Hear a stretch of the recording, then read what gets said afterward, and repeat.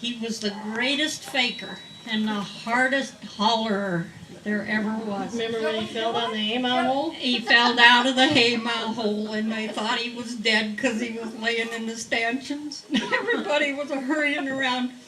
He opened up his eyes, and he was fine. Same way when he upset the tractor on the silage pile. Here the fender was laying right on him, and he was absolutely still, and everybody was trying to get him out. He opened up his eyes and looked at Mom. He was just fine. They lifted the tractor. They got enough guys that they lifted that VAC case up off of him. And just as soon as he got the weight off, he just scrambled out and he stood up and he said, "Let's go, boys." Yep. So they didn't let him back on the tractor. Marilyn and I remember he used to feed the baby calves, and he'd come in and get the strip cup milk, which was the milk that we always pulled out of the cows first to make sure that everything was okay, and he'd come to get some of that for the feeding the calves, and we usually have the young heifers in about that time, and he'd walk in, and he never could just set a tin pail down on the cement floor. He had to hold it up here, and then he just dropped it, and kerbang, and the cows would go nuts, and he was quite a guy. Yeah, how many of you know what a stanchion is? Pretty good, Lanny. All right. For all four, the stanchions were when they milk by, well, not necessarily by hand, but pretty much by hand, and they put hay inside, and they were wood bars and they'd slide over. So when the cow stuck her head in there, then they'd slide that stanchion over. I don't know why they called them stanchions, but anyway. Yeah. So they slid that over to hold them in there. That's what Grandfather hit when he fell down the hay-mow hole. And he was, Grandfather worked for the seed company for a lot of years.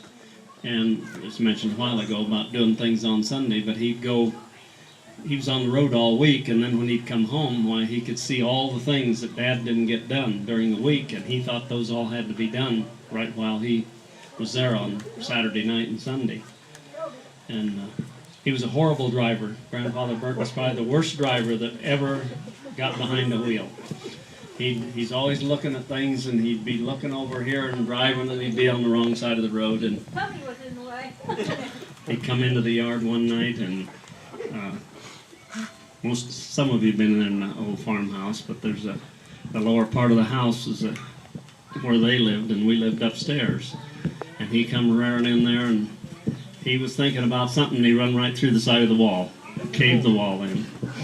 Dad went and got a great big old cottonwood stump or log. It was about 3 feet in diameter and about 12 feet long, and he put it right in front of staked it down for him, so he had a stopping point. Grandfather was mad to begin with.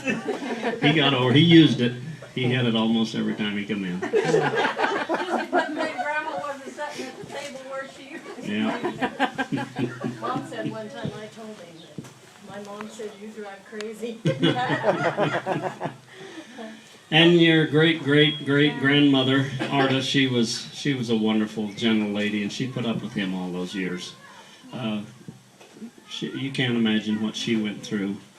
And it wasn't because he was abusive, it's just that he just had his way of doing things, and he'd bring people home for her to cook for, and he'd bring strays he picked up off the highway that were hitchhikers, and he'd just bring them home, and she'd feed them and put them in bed, and maybe give them a job for a few days. If he had his way, they'd go to work for him. Yeah.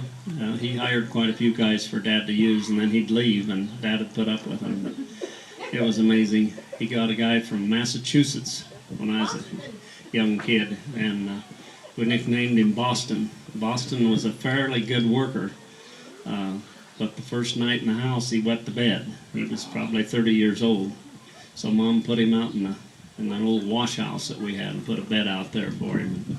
We didn't like to go in there because he just slept in it. But he didn't. I don't remember how long Boston was around, but a while. You never heard Grandma swear. No, but I did one time. One time. Why? You want to tell it? One time. I want to tell one. Which one are you going to tell? tell about the kitchen cupboards. Okay, you tell about the kitchen cupboards. Apparently there was more than once. Like Rolly said, Grandma was one of a kind, and I was her favorite. Yes. Absolutely. No question. Because Grandpa traveled the roads, and I got to go down and stay with Grandma. I had slept down there. I did everything with Grandma. And even when I was in high school, she had seen me coming up the drive, walking home from school, and she'd meet me at the door, and she'd say, "I've got cocoa made and fresh bread," or I cooked some beans today and ham," or the Life magazine or the National Geographic came, "You better come in and have some before you do chores." So I'd never get upstairs until I'd stopped and visited with Grandma for a while. But Grandma was very short. Probably 4'8", 4'8", 4'9", it seems like. But she had long cupboard doors, and she never could shut a cupboard door when it was supposed to be shut. But that cupboard door was just right, so when she walked by, her head would catch on it. And I was there one day, and she hit her head on that, and she says, "No, it was worse than that." And she slammed that door. And like I say, other than that, she didn't swear. And then there was, you're going to tell about her stirring the gravy. She was mad one day. I'm going to tell it. You've been up here twice. You've been up here. She was, something had gone wrong, probably with Granddad one day. He didn't come home for something, or men for dinner, and she was in a hurry, and Mom walked in the house, and Grandma was standing at the stove like this, just stirring, and Steve got the best view. I mean, the whole thing was a movie. We inherited this from Grandma. That was disturbing. And Mom says, "What are you making?" Mom, what are you making? "Yeah, Mom, what are you making?" And she says, "Shh." She just kept us stirring. That was a few times that Grandma would swear. But I'm going to go back to Granddad. You all remember old Jerry Clower. You've heard Jerry Clower, any of you that have heard him when he does, "Oh," you know. That was Granddad when he got hurt. But then what I remember growing up was the airplane rides. We would go up with Dad to check the cows in the west pasture, and we'd go right down through those draws like this. And it was so much fun. And I remember one particular time that I went up with Dad, and it was when the alfalfa mill was in Arcadia, and they were chopping alfalfa right out there by Jake Greenland's along what's the new highway. And Dad says, "You want to see something? Should we do something fun?" And I said, "Yeah, why not?" Dad, he climbed way up. He says, "Watch this." And he cut the engine, and down we come right over that alfalfa chopper. And the guy that was up on the deck, his hat come off, and he hit that deck like he had been hit by a cannon. And Dad, he was just, you had to know Dad's laugh when he got excited or tickled. And he picked the plane back up, and he circled around. That guy was standing there with his hat, and he's going, you could just almost read his lips. But that was the kind of things Dad liked to do. He was just full of fun, and yeah, it was a good ornery though. And Mom, she was the same. But when Mom said something, you knew you better be listening too. Dad didn't say much. He only raised his eyebrows or frowned. We knew when Mom said, "I'm telling your dad." And he raised his foot. Yeah, we knew when Dad found out. Then we were in trouble. Roland and I got in trouble for our cousin leaving the horse reins for the harness laying in the mud one time. Roland took his licking. I said, "I didn't do it. I ain't getting a licking." And I tried running, but the strap of the reins caught me. I didn't run after that. I still say to this day we didn't leave them out, but we had so many good memories. I look at the river today, nothing but sandbars. Here a week ago, Jeff and Tori and me and Sonia and Kim drove to Comstock Bridge on the sandbars. When we went to the river swimming when we were kids, you got wet and you knew you didn't get too far to the edge or you were going to be in a hole and might not come out. And none of us swam very good, kind of like lead balloons. So those are just a few of the things. Dad, he's the one that kept me from running out when the tornado hit, Uncle Zeke's and stuff. I was taught when a storm come up, you go to the cave. But that one was a wee bit too close. He chucked me under the cement in the milk barn that time. And I think that's the time that maybe Babs and Marilee were caught in different parts of the house. But a lot of good memories. I was gonna tell about Dad doing the same thing, but he did to Star Evans. Oh, well, that might have been who was on the... No. Dad was always looking for a reason to take the airplane, so when he put up hay with Uncle Port up by the Comstock Bridge, he would go get the plane and fly up and then land on the airfield, the alfalfa field up there.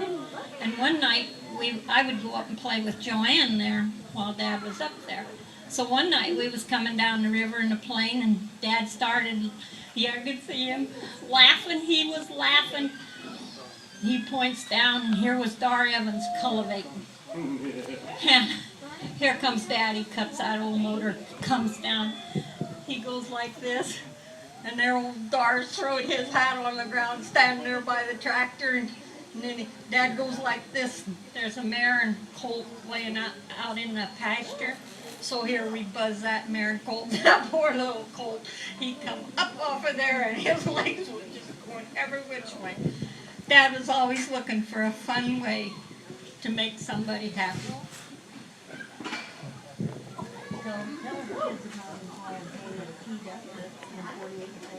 Yeah, on a more serious note with the plane, you've probably all heard about the blizzard of 48 and 49, and your grandpa, he spent day after day with skis on flying groceries up into the sandhills to ranchers that were stranded, and he hauled people out to hospitals and doctors, ladies that were not ready to have babies.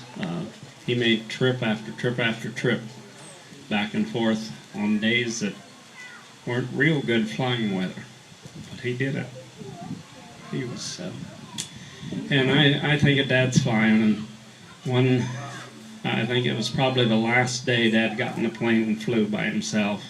We were working on that pink house on the Drury place, trying to get ready to move in. It was the spring that he died, before he died, and we'd given up the lease on the Stevens place because of his illness. And we were working on that pink house, and he was pretty sick at that time, but he went down, he got in that plane, and he come and he circled the house, and he flew, and I think that was his last flight. And I feel bad for him because he loved being in that plane. He loved that. But I'm thankful he got to do that flight too. We had so much good fun hunting coyotes. We've got tapes and stuff that we didn't get very many pictures, but we've actually got audio tapes of the conversations and crazy things that happened with old